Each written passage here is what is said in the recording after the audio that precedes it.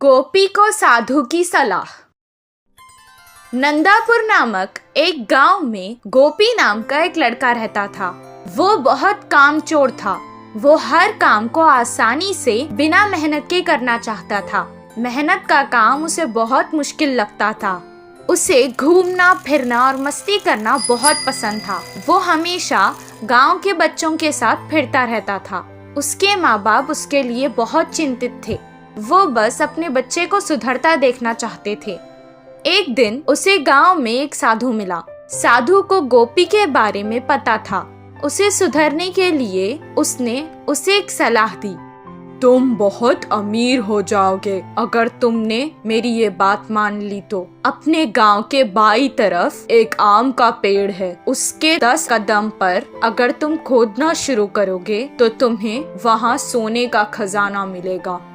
ये बात सुनकर पहले गोपी बहुत खुश हुआ, लेकिन मेहनत लगेगी सोचकर ये कहने लगा, आप इस खजाने के बारे में मुझे ही क्यों बता रहे हैं? आप खुद भी तो इसे लेकर अमीर हो सकते हैं।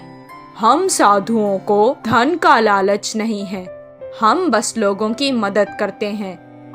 इतना कहकर वो वहाँ से चला गया। गोपी कहने लगा कि उस खजाने के लिए पता नहीं कितना खोदना पड़ेगा, और अगर इतनी मेहनत के बाद भी खजाना अगर नहीं मिला तो सब बेकार हो जाएगा। इतना कहकर वो भी वहाँ से चला गया। हर काम को वो ऐसे ही टाल देता था। कुछ दिन बाद गांव में पानी बंद हो गया। गांव वाले पानी की तलाश में हर कोशिश करने लगे। कितनी सारे कुएं खोदने के बाद भी उन्हें पानी नहीं मिला। उस समय गोपी को साधु की बात याद आ गई। मैं अगर इस बुरे समय में वो खजाना लेकर इस गांव से चला जाऊं तो आराम से रह सकता हूं, वो सोचने लगा और वहां से फावड़ा लेकर आम के पेड़ के पास खोदने चला गया। कितना खोदने पर भी उसे खजाना नहीं मिला, लेकिन गांव की ऐसी हालत देखकर उसने खोदना बंद नहीं किया। खजाना लेकर यहाँ से चला जाने की लालच में वो खोदता ही गया। 4 दिन तक खोदने के बाद उसके पैरों के नीचे उसे पानी महसूस हुआ। कुछ देर बाद उस घड़े में पानी भरने लगा। वो तुरंत उस घड़े से बाहर निकल गया। पानी कुएं की तरह उस घड़े में भर गया।